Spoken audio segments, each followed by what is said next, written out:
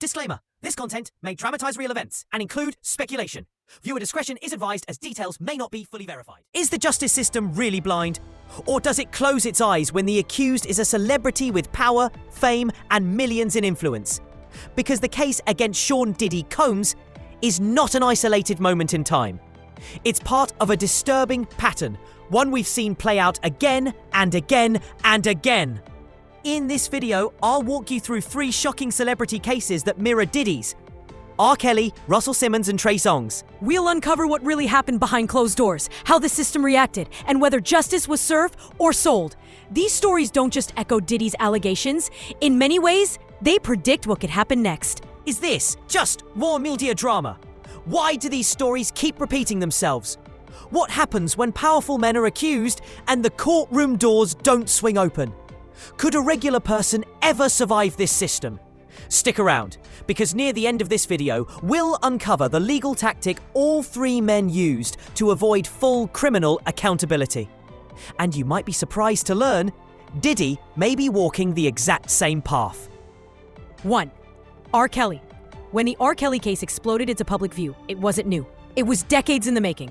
Because behind every platinum hit and sold-out concert was a darker rhythm playing quietly in the background. One that few dared to hear, and even fewer tried to stop. R. Kelly didn't just fall from grace.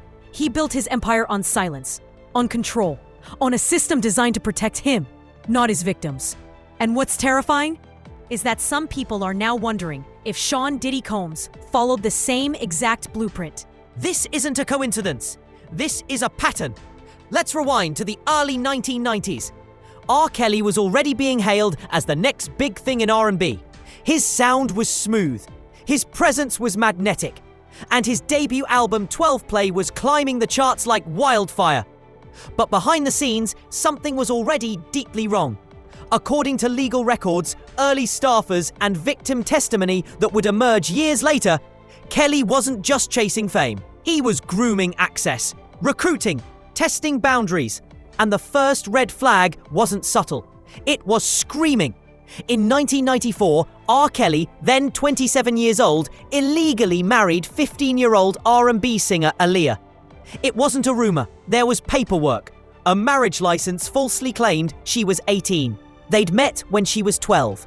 When the marriage was annulled, the industry looked away. No charges, no serious investigations, just damage control. What should have been a career-ending revelation became a footnote.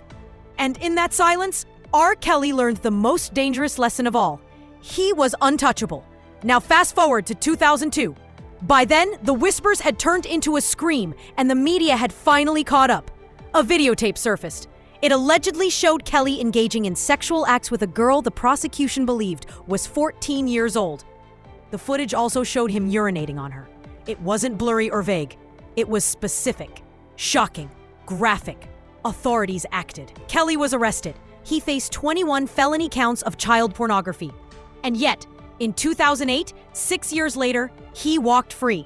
How? Because the alleged victim refused to testify. So did her family. Some say they were paid off. Some say they were scared. Others say they simply wanted to move on. Whatever the reason, the justice system folded. And Kelly? He went right back on tour. Dropped a new album. Sang about love and redemption. While victims stayed silent. This wasn't just a legal failure. This was a cultural failure. Here's where it gets darker and disturbingly familiar if you've been following Diddy's lawsuits. In multiple interviews and later court filings, survivors described a system that R. Kelly had built around himself. It wasn't just about him. It was an operation. His staff recruited girls at concerts, high schools, shopping malls. Some were as young as 13 or 14. Many came from vulnerable homes. They saw him as a mentor. He made promises. Then the rules changed. He isolated them, took their phones, told them when to eat, sleep, and speak. Some were allegedly forced to call him daddy. Others described physical punishments for disobeying orders. They weren't girlfriends. They weren't partners. They were captives. And everyone around him, from assistants to bodyguards, helped keep the machine running. Why? Because the checks cleared. Because the fame was addictive. And because calling him out meant losing. For years, people tried to expose him. journalists, advocates, even former employees. But it wasn't until 2019, when Lifetime released the surviving R. Kelly documentary, that the dam finally broke. The public heard the victims, saw the timelines, watched the patterns unfold on screen, and this time, no one could look away. Federal prosecutors stepped in. In 2021, R. Kelly went on trial in New York. He wasn't just facing one victim or one charge. He was facing a criminal enterprise case, racketeering, sex trafficking, forced labor, obstruction of justice. Prosecutors argued that his entire career had been built on an underground system of abuse, where he and his team recruited girls, silenced families, and destroyed evidence. This wasn't just about bad behavior. This was about federal crimes. Over 45 witnesses took the stand. 11 victims testified, each one with stories that echoed the others.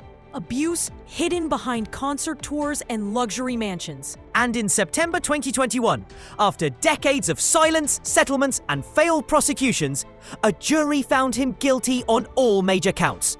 The sentence? 30 years in federal prison. Now ask yourself, what took so long? Why did it take a TV documentary, not law enforcement, to bring justice? Because R. Kelly had built more than a music empire. He built a wall around himself, made of cash, contracts, and connections. That wall kept victims out. And the truth hidden in plain sight. But here's where it gets chilling. Look at the civil lawsuits piling up against Diddy right now. The allegations? Coercion, drugging, surveillance, private recordings, NDAs, and secret payouts. A culture of fear built within his circle. Multiple women have accused Diddy of the same layered tactics: isolation, intimidation, and a team that helped him keep everything under wraps. And just like with R. Kelly, some of these claims stretch back years. Some involve young aspiring artists. Others describe parties that turned into nightmares. One case even alleges Diddy ordered a private investigator to destroy surveillance footage. Sound familiar? It should, because it mirrors the very foundation of how R. Kelly stayed free for so long. If you're watching this and thinking, this is too familiar, why does it always take so long to catch these men? You're not alone. Click the like button if you believe these stories deserve attention, and drop a comment with your thoughts. I read every single one. What do you think? Is Diddy following the same playbook? Or are we just now starting to see how deep this culture of silence really runs? Here's something that never made major headlines, but it should have. When federal agents raided R. Kelly's properties in 2020, they found dozens of VHS tapes labeled with girls' names. Some matched known victims. Others, still unidentified, still missing, still out there. And according to prosecutors, at least one tape included footage from the 1990s. Let that sink in. For over 20 years, that evidence sat somewhere, untouched, unknown. Because no one with power wanted to look. That's what we're up against. Not just bad actors, but systems that protect them. And that's why these stories matter. Because without justice, the next blueprint is already being written. Enter case about Russell Simmons. When the Me Too movement shook Hollywood, most people were shocked by how many powerful men were finally being called out. But for some insiders, Russell Simmons being accused wasn't surprising. It was expected. Because for years, whispers followed him everywhere. Women in the music industry, models, journalists, interns, they all had similar stories. And like clockwork, those stories were ignored. Until one day, they weren't. But here's what made Simmons different from someone like R. Kelly. He never went to trial. He never even stayed in the country. He just disappeared. And some people are asking, is this exactly what Diddy plans to do next? Russell Simmons isn't just a name in hip-hop. He helped create it. As the co-founder of Def Jam Records, Simmons launched the careers of artists like LL Cool J, The Beastie Boys, Public Enemy, and Run DMC. He was one of the first people to turn rap music into a business empire, complete with clothing lines, TV shows, and massive endorsements.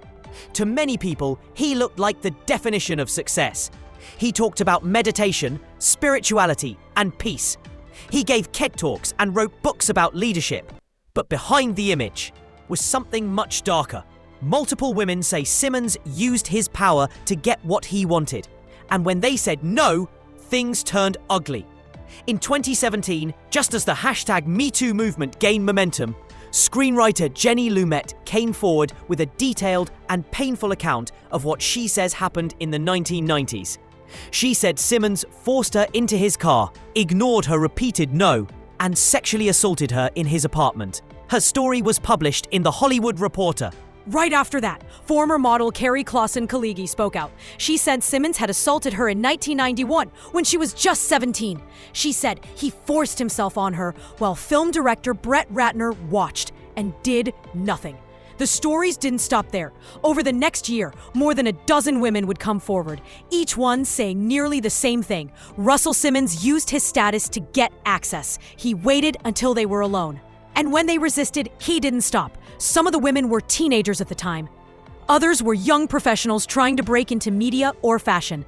Most of them said they stayed quiet for decades out of fear. What the media didn't show you. Let's break this down. Because when you look closely, the same disturbing signs show up again and again, just like in R. Kelly's case, and now in Diddy's. The victims were young. Many of the women were under 21 when the alleged assaults happened. There was a power imbalance. Simmons was rich, famous, and connected. The women were interns, assistants, or just starting their careers. The stories had specific similarities. Several women said he wouldn't take no for an answer, that he would take off their clothes without permission, that he wouldn't let them lead. And here's what's chilling. Some women said he laughed during or after the assault. Others said he tried to act like it was love. Just like with Diddy, the accusations weren't about a one-time mistake. They described a pattern, a system of abuse. So why wasn't Russell Simmons charged? This is where it gets frustrating. Despite the number of women speaking out, Simmons was never criminally charged. Why? Because many of the assaults allegedly happened years or even decades earlier, outside the statute of limitations. In simple terms, the law only gave victims a short window to press charges. After that time passed, it didn't matter how strong the story was. The court couldn't act. That's part of the reason many survivors are now pushing for new laws to extend the timeline so abusers can still be held accountable, even after years of silence. But Simmons didn't wait around to see what the courts might do. He did something else entirely. In 2018, not long after the public started demanding answers, Russell Simmons quietly left the United States. Where did he go? Bali. Why Bali? Because Indonesia, where Bali is located, doesn't have an extradition treaty with the US. That means if the government ever tried to prosecute him, they couldn't legally force him to come back. Simmons claimed he went there for spiritual healing. He posted videos of himself doing yoga, meditating by the ocean, and giving advice about peace and self-love. But here's the question. Was this healing or hiding? If you've been watching Diddy's case unfold, you might already see the connection. Because just like Simmons, Diddy is now facing multiple accusations from different women in different decades with disturbing similarities. And just like Simmons, some people believe he might try to vanish too. Let's talk about another tactic, one that keeps coming up in cases like these. Even if someone isn't criminally charged, their reputation can still collapse. Their business deals fall apart. Their public image crumbles. So what do? They go quiet. They avoid interviews, they sell off assets, and they settle lawsuits behind closed doors. Russell Simmons did exactly that. After the accusations went public, he stepped down from his companies. His name was removed from business ventures. He sold his homes and quietly moved his money overseas. Even though he denied the accusations, he never came back to defend himself in court. And here's the scary part. He didn't have. Now think about what's happening with Diddy. He's been accused by multiple women. Some of the lawsuits describe events going back 30 years. The allegations involve power, fear, and forced silence. One lawsuit says he used private investigators to track accusers. Others say he paid settlements to make the cases disappear. Sound familiar? Just like Simmons, Diddy hasn't been criminally charged yet. But civil cases are stacking up. His brand deals are crumbling. Media outlets are pulling away, and reports say he's been selling properties across the US. Some fans are asking, is Diddy planning to leave like Simmons did? And if he does, will anyone stop him? Here's what's frustrating for a lot of people. Russell Simmons built a public image as a spiritual leader. He spoke about conscious capitalism and the importance of inner peace. But survivors say that image was fake, a cover. That he used kindness as a disguise. That he talked about peace while violating people's trust. That kind of double life is what makes cases like this so hard to accept, because it wasn't just about one man. It was about an industry that protected him. Agents, lawyers, media companies, they all stayed quiet. Why? Because Simmons was valuable, because he made people money, because telling the truth meant risking everything. If you're starting to see the pattern here, hit the like button so more people hear about this. And I want to hear from you. Should someone be allowed to run from accusations like this? Or should the law change to stop that from happening? Drop your thoughts in the comments. I'm reading them all. Before we move on, here's something that shocked even Simmons fans. In 2023, his own daughter, Aoki Lee Simmons, posted a video saying her father had been emotionally abusive. She said he screamed at her, threatened her, and that she finally understood what some of the women had described. Her words, "He's not who he pretends to be. He's not peaceful." When your own child says that, when your family no longer protects you, it says something powerful. It says the truth is catching up. Now talk about Trey Songz' case. When Trey Songz' name popped up in headlines years ago, it was never a sudden shock. It was the slow reveal of a repeating story. A talented artist accused again and again. But unlike R. Kelly, who faced criminal charges, and Russell Simmons, who fled the country, Trey Songz took a different path, settling lawsuits quietly, over and over. What does this mean? Is this a way to avoid accountability, or is it simply the legal system working as intended? Trey Songz is known worldwide for his smooth voice, chart-topping hits, and sold-out tours. But beneath the music and the fame, a number of women started to speak out, sharing stories of abuse, harassment, and manipulation. Some said it was unwanted touching during concerts. Others talked about controlling behavior in personal relationships. And several women filed civil lawsuits accusing him of sexual misconduct. Unlike criminal trials, civil lawsuits don't always go public, and they often end with confidential settlements. This means the accused agrees to pay money to the accuser without admitting guilt, and both sides promise not to talk about the case. In Trey Songz' case, multiple settlements surfaced over the years. Each time, the details were hush-hush, but the pattern was clear. Lawsuits followed accusations. Settlements followed lawsuits. And the public rarely got to hear the full story. Why settlements matter. Some people say settlements are just business decisions. Others say they let abusers avoid real consequences. In Trey Songz' situation, critics argue settlements are a way to keep accusations from going to trial and keep his name out of court records. Victims often feel pressured to settle because trials are expensive, painful, and uncertain. But when settlements keep happening, the question becomes, is justice really being served? Or is silence being bought? Now, if you're following Diddy's case, you might recognize the signs. Diddy, like Trey Songz, is facing multiple accusations from different women, some of which reportedly ended in confidential settlements. Sources say some of Diddy's accusers accepted payouts instead of going to trial. Is this a coincidence? Or is this a familiar strategy being played out? Many legal experts believe that when powerful men face allegations, they often use settlements to protect their careers, but that leaves victims without full justice. When these settlements stay secret, the public doesn't see the whole picture. It creates a dangerous illusion that accusations disappear, when in reality, the problem is just hidden. And because these cases never go to trial, no official record is made, which means patterns of behavior stay hidden. Future victims may not have warnings. The accused can keep their reputation intact. This cycle of accusation, settlement, silence isn't new. But it's one that fuels frustration among victims and activists. They want longer statutes of limitation so cases can be heard years later. Transparency around settlements involving sexual misconduct. Stronger protections to stop predators before they hurt more people. If you think the system needs to change, smash that like button. And tell me in the comments, do you think settlements help or hurt the fight for justice? If what you heard today surprised you, then you need to see my last video on Cassie's explosive lawsuit against Diddy. That case exposed even deeper cracks in the system, and without it, today's story isn't complete.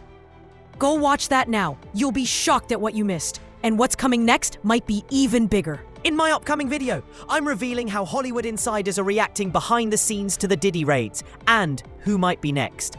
Make sure you're subscribed, because if you miss that, you'll miss the full truth behind this legal drama.